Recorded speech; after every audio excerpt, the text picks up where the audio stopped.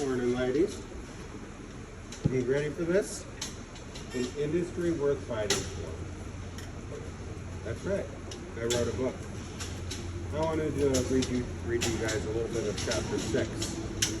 It's titled 4-H and FFA are not terrorist organizations. Seems logical, right? So here we go.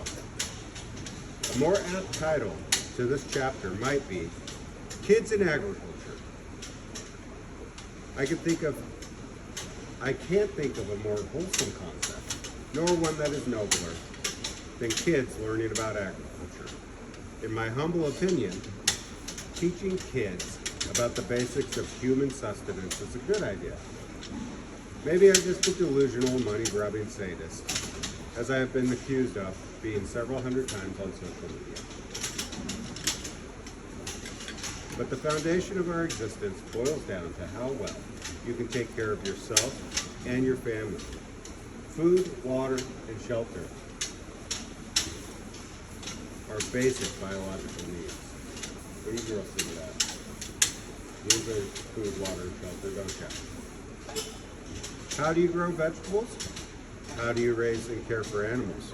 How do you build stuff? What is the value of hard work? This is a no-brainer, right? Wrong. According to animal rights activists, an inexplicable group of these activists work overtime to turn out the content aimed at convincing their audience otherwise. They claim these organizations are terrorist plots to indoctrinate our children into the warped cult of the dark side. You know what? I'm not even going to joke around with this anymore because this is such a willfully ignorant attitude. These activists genuinely do preach that 4-H and FFA are terrorist organizations. Their words, not mine. Their logic falls apart because it cannot support its own idiocy, but they love to beat that drum. Here is the problem. I have watched these videos go viral. I don't think anybody in normal society is duped by these nonsensical ramblings because they are so far over the top. In the end, they are summarily ignored or laughed at. I mean, I laugh at them. I roll my eyes, shake my head. Still, messages like these really chafe the agricultural community.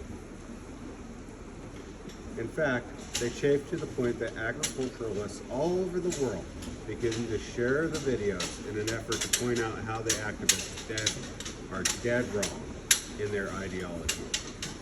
Unfortunately, we have become the face of our enemy. In a strange twist, our community, that's right, the farmers like myself, seem unintentionally responsible for a lot of the reach the activists have achieved. I've seen some of their websites and social posts. Their messages fall totally flat on their own platform.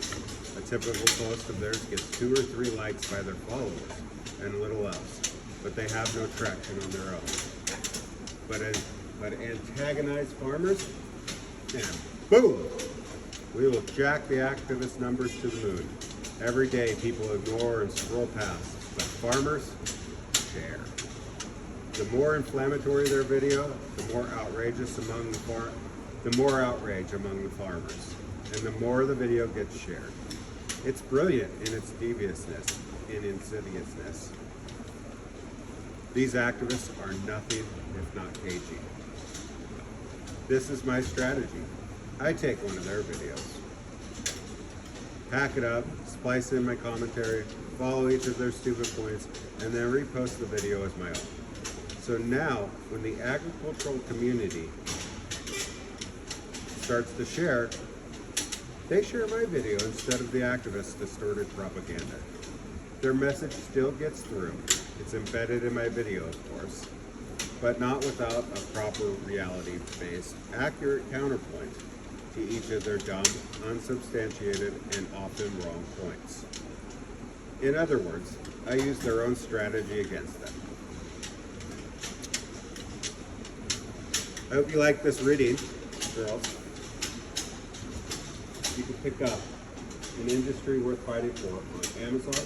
It's available on Kindle and Kindle Unlimited.